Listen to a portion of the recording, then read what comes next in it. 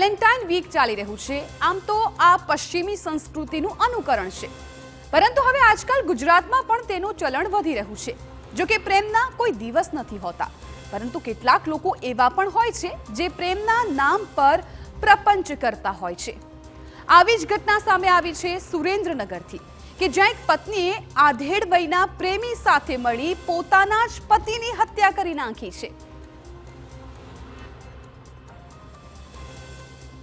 સુરેન્દ્રનગરના ધ્રાંગધ્રા તાલુકાના એજાર ગામે પતિ પત્ની બે બાળકો સાથે રહેતા હતા।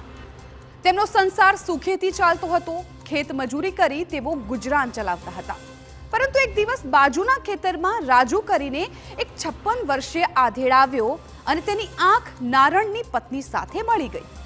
ધીરે ધીરે બંને મળવા લાગ્યા અને બંને વચ્ચે પ્રેમ સંબંધ બંધાયો, જેની જાણ નારણને થઈ, જેથી તેણે પત્ની સાથે ઝઘડો કર્યો અને બંનેના મળવા પર પ્રતિબંધ લગાવી દીધો। વિરહની વેદના બંને પ્રેમી પંખીડાથી સહન ન થઈ અને તેમણે પ્લાન બનાવ્યો કે નારણનો કાંટો કાઢી નાખવો જોઈએ।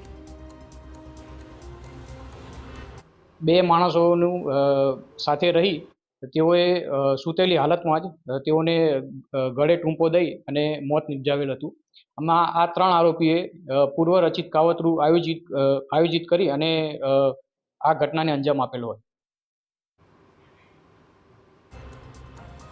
આપને કહીએ કે આખરે પરિણીતાએ કેવી રીતે પ્રેમી સાથે મળી હત્યાને અંજામ આપ્યો। 22 જાન્યુઆરી 2024 મૃતક સૂતા હતા। પત્નીએ પ્રેમીને બોલાવી લીધો અને બાળકોને તેનાથી દૂર કરી દીધા। પ્રેમીએ મૃતકને ગળે ફાંસો આપ્યો અને પત્નીએ હાર્ટ એટેકથી મોત થયાનું કહી પતિના અંતિમ સંસ્કાર પણ કરાવી દીધા।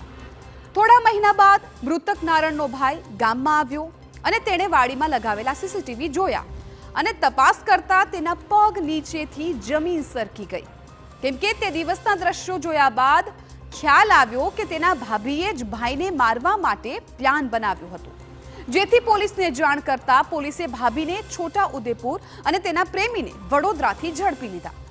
પૂછપરછમાં તેમણે પોતાનો ગુનો પણ કબૂલી લીધો હતો।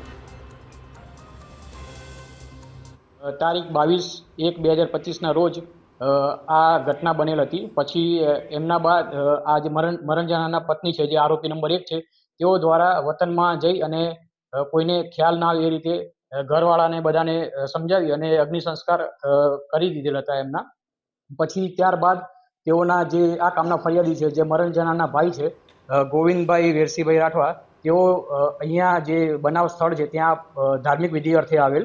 એ દરમિયાન એમને ખ્યાલ આવેલ કે અહીંયા સીસીટીવી કેમેરા ને બધું છે। પછી પોલીસની મદદે આવેલ, જેથી પોલીસે આ બાબતે તપાસ કરતા સીસીટીવી કેમેરામાં આ સંપૂર્ણ ઘટના હતી એ એનું સોલ્યુશન એ ડિટેક્ટ કરેલ હતું અને આ કામે કુલ 3 આરોપી છે,